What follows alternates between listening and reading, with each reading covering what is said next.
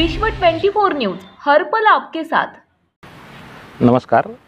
उस्मानाबाद जिल्ह्यातील सर्व शेतकरी बांधवांना माझा नमस्कार। मी डॉक्टर सचिन ओंबासे, जिल्हाधिकारी उस्मानाबाद। आपल्या सर्व शेतकरी बांधवांना मी दिवाळीच्या शुभेच्छा देतो। आणि साधारणतः यावर्षी आपल्या खरीपाची जी अवस्था आहे ते आपल्या सर्वांना ज्ञात आहे।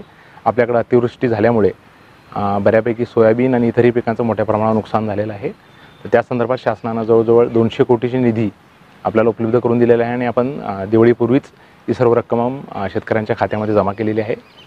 अजूनही जवळजवळ 192 कोटीची पीक नुकसानीची रक्कम आहे ते आम्ही शासनाकडे मागणी केलेली आहे। ते लवकरच आपल्याला प्राप्त होईल आणि ते प्राप्त झाल्यानंतर आपण शेतकरी बांधवांना ती आपण वितरित करू। या संदर्भात गेल्या 3 ते 4 दिवसापासून आपल्या जिल्ह्यामध्ये माननीय आमदार यांचं उपोषण आंदोलन सुरू आहे। याच्यामध्ये 2020 सालचा जो खरीप हंगामातला पीक विम्याचा जो प्रश्न आहे त्या संदर्भात मी आपल्या सर्वांशी संवाद साधण्यासाठी या ठिकाणी आलेलो आहे। या प्रकरणाची थोडी पार्श्वभूमी थोडक्यात अशी आहे की 2020 साली मोठ्या प्रमाणावर पाऊस झाला होता आणि पाऊस झाल्यानंतर लोकलाइज कॅलॅमिटी म्हणजे जवळजवळ 3-3.5 लाख शेतकऱ्यांनी पीक विमा कंपनीच्या तक्रारी दाखल केल्या होत्या की आमच्याकडे नुकसान झालेलं आहे। परंतु त्या कंपनीनं त्या शेतकऱ्यांच्या तपासणी केलेली नव्हती आणि मग सर्व हे आपले जे बाधित शेतकरी होते ते मग हायकोर्ट आणि नंतर सुप्रीम कोर्टात गेले।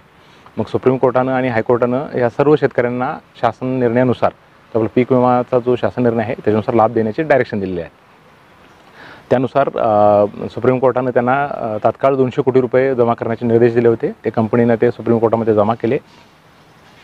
त्यानंतर आम्ही पुढच्या टप्प्यामध्ये ती जे PLA खाते ओपन करणे ती प्रक्रिया केलेली आहे आणि पुढच्या 1-2 दिवसामध्ये हे 200 कोटी रुपये आम्हाला उस्मानाबाद जिल्ह्याच्या ट्रेझरीमध्ये जमा होतील। परंतु ही प्रक्रिया करत असताना जो खरीप 2020 मध्ये जी टोटल मागणी होती ती साधारणतः 542 कोटीची मागणी होती। परंतु त्या कंपनीला आम्ही वारंवार लेखी सूचना देऊन सुद्धा जे बजाज अलियन्स नावाची इन्शुरन्स कंपनी होती तिने ती उर्वरित जवळजवळ 341 कोटीची रक्कम आहे ते अजूनही दिलेली नाही आहे। या संदर्भात आम्ही शासनाचं मार्गदर्शन घेतलं। त्यानुसार माननीय उपमुख्यमंत्री श्री देवेंद्रजी फडणवीस साहेब, उस्मानाबाद जिल्ह्याचे पालकमंत्री श्री तानाजीराव सावंत साहेब यांनी आम्हाला अशा सूचना दिलेल्या आहेत की या कंपनीनं शेतकऱ्यांचे जे रास्त मागणी आहे आणि निधी देणं अपेक्षित होतं ते न केल्यामुळे त्यांच्याविरुद्ध कंटेम्प्ट प्रोसिडिंग सुरू करावी। त्यानुसार आम्ही काल कंटेम्प्ट प्रोसिडिंग करण्यासाठी आपले जे चीफ स्टँडिंग काउन्सिल आहेत सुप्रीम कोर्टात काम करणारे श्री सिद्धार्थ धर्माधिकारी यांना आम्ही लेखी कळवलेलं आहे की कंटेम्प्ट प्रोसिडिंग लवकरात लवकर सुरू करण्यात यावी व उर्वरित जी 341 कोटीचा जो निधी आहे तो आम्हाला जिल्हास्तरावर उपलब्ध करून देण्यात यावा। माननीय उपमुख्यमंत्री व माननीय पालकमंत्री यांनी अशाही सूचना दिलेल्या आहेत की जे सर्व 3-3.5 लाख पात्र 2020च्या पीक विम्यामधले लाभार्थी आहेत, जेव्हा आम्हाला 1-2 दिवसामध्ये 201 कोटीची रक्कम प्राप्त होईल तर ती रक्कम शेतकऱ्याच्या क्षेत्राच्या हिस्स्यानुसार समप्रमाणात सर्वांना वाटप करण्यात येणार आहे। आमच्याकडे ती रक्कम प्राप्त झाल्यानंतर साधारणतः 8 ते 10 दिवसामध्ये आम्ही ते सर्व शेतकऱ्यांच्या खात्यावर जमा करण्याची तयारी केलेली आहे। तर सर्व शेतकऱ्यांनी याबाबत आश्वस्त राहावं आणि ही रक्कम आम्ही लवकरच आपल्या खात्यावर वळती करू। याला जोडून असणारा दुसरा एक विषय आहे की खरीप 2021 मधील मागणी। या संदर्भात 2021 मध्ये सुद्धा खरीपाच्या हंगामामध्ये मोठ्या प्रमाणावर पाऊस आणि नुकसान झालं होतं पावसाचं आणि अतिवृष्टीमुळे। त्याच्या संदर्भात एकूण 374 कोटीची मागणी प्रलंबित आहे। त्या संस्था आपली जी बजाज अलियन्स नावाची जी इन्शुरन्स कंपनी आहे वेळोवेळी पत्रव्यवहार करून सुद्धा त्या कंपनीनं ती निधी वळती केलेला नाही आहे।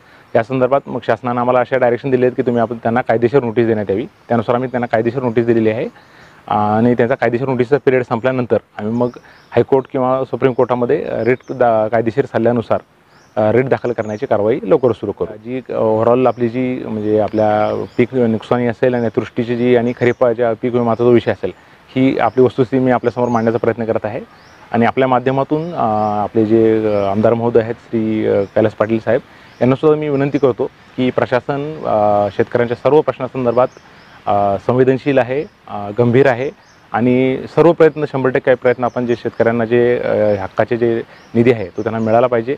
त्यासाठी सर्व लोकप्रतिनिधींच्या खांद्याला खांदा लावून काम करण्यास प्रशासन तयार आहे आणि आम्ही सर्व कारवाई पण त्यानुसार पार पडत आहोत। तर आपल्या माध्यमातून पुन्हा एकदा मी आमदार महोदयांना विनंती करत आहे की आपलं जे आपण आवरण उपोषण सुरू केलेलं आहे ते स्थगित करावं व आपल्याकडे जी काय मागणी असेल ती शासनापर्यंत पोहोचवण्याची संपूर्ण जबाबदारी प्रशासनावतीनं मी जिल्हाधिकारी म्हणून आपल्याला वचन देतो. तर पुन्हा एकदा मी आपले जे सर्व शेतकरी बांधव आहेत त्यांना विनंती करतो की आपल्याला जी काही रक्कम आहे ती लवकरच आपल्या खात्यावर वळती करण्यात येईल.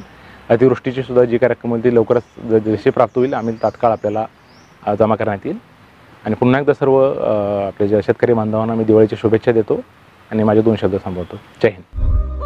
राज्यातील महत्त्वाच्या आणि आपल्या भागातील ताज्या बातम्या पाहण्यासाठी आजच आमच्या विश्व 24 न्यूज चॅनलला यूट्यूबवर सबस्क्राईब करा आणि बेल आयकॉन प्रेस करा.